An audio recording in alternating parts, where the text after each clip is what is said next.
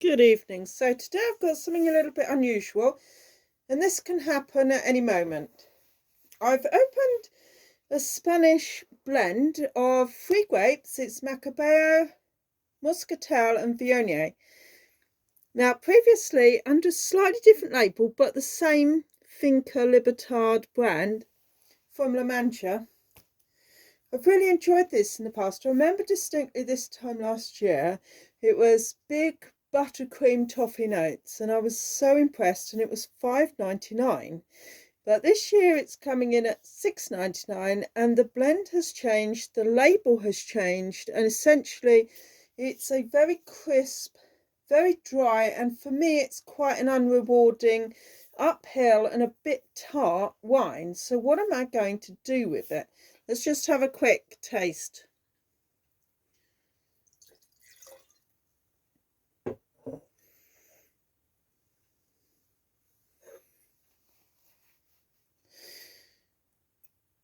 So this in the past has performed really fantastically. A really decent, very inexpensive Spanish wine that kicked high above its level.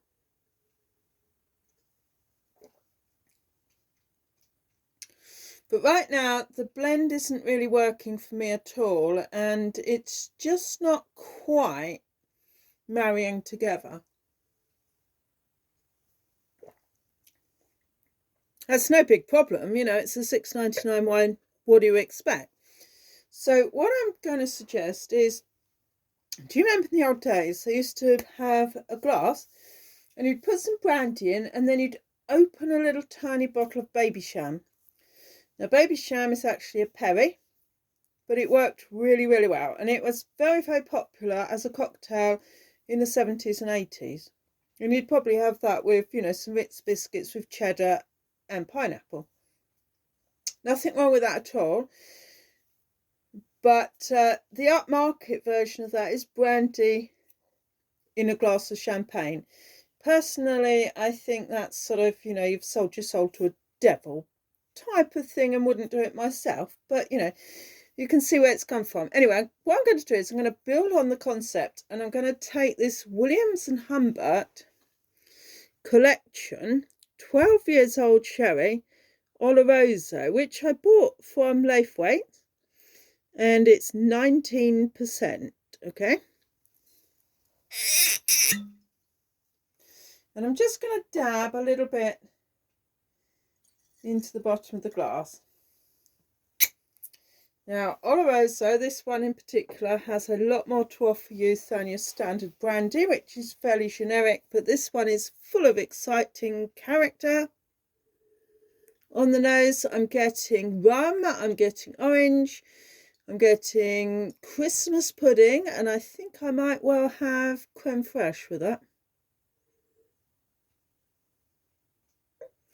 You're going to get lots of figs, raisins, cherry pie, bread and butter pudding with this type of sherry. It's very exciting sherry if you like quaffing sherry in small quantities, because it is, as you notice, only a small bottle. Actually, I just buy it to put on my steak, but I haven't had any steak this year. I've gone terribly vegetarian and even vegan. And I tend to have, instead of steak, foraged mushrooms, which are in fact very interesting. So I'm just going to splash in some of this rather unprepossessing Spanish blend. And now you can see we have a magnificent apricot orange gold. Absolutely appealing. So suddenly, it's gone from sink cleaner to cocktail in one easy stride. Oh, smells of orange blossom, all kinds of delightful fruits, and not a little bit of orange cake as well. I do like orange cake. Very rarely ever get orange cake. Very rarely ever get cake.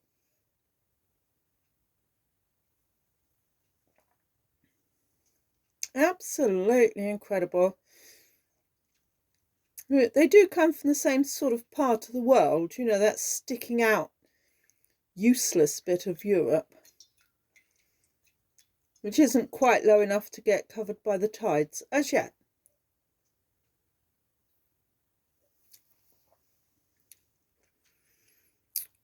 Well, it's not entirely useless. I mean, they do make some wine, you know.